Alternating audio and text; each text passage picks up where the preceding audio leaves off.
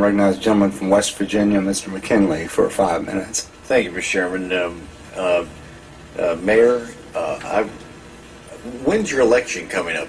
Don't you have something coming up soon? It's yes, it is indeed. This August is a primary. This November is a general. So this makes a good photo op here, doesn't it?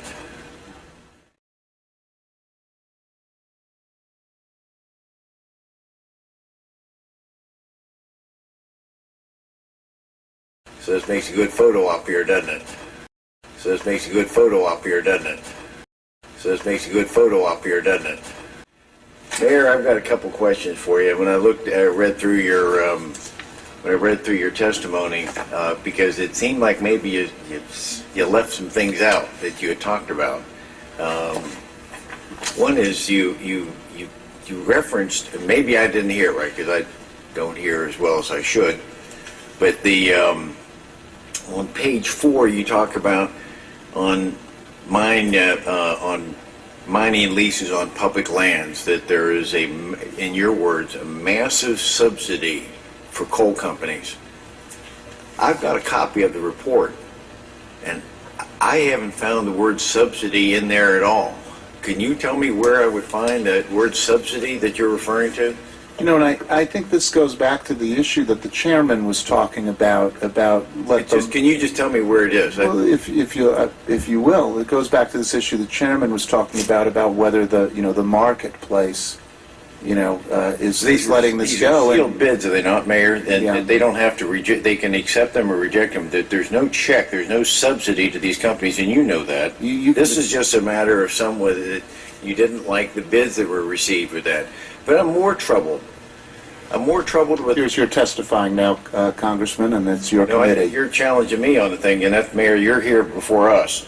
I understand that, and I appreciate the opportunity. Page 3, you had more troubling, and I thought it sent a shiver up my spine, and it should for anyone from a coal-producing area. When you said on page 3 that we should keep our coal in the ground where it belongs. Did you really mean that? Yes, I did. That we shouldn't be mining or using coal in America? Well, this gets us to the fundamental issue of climate change, and this is the difference between corn and toys and the other things that were mentioned. The difference here is that we have taken huge quantities of fossil fuels from beneath the surface of the earth and put them into the atmosphere with potentially devastating effects upon the future of us and future generations as well. You're entitled to have that opinion about climate change. It's out there. I'm willing to acknowledge that there is climate change going on. The question I'm still trying to determine as an engineer, I'm one of 2 engineers in Congress, is whether or not the climate change is caused by man or is it natural and cyclical.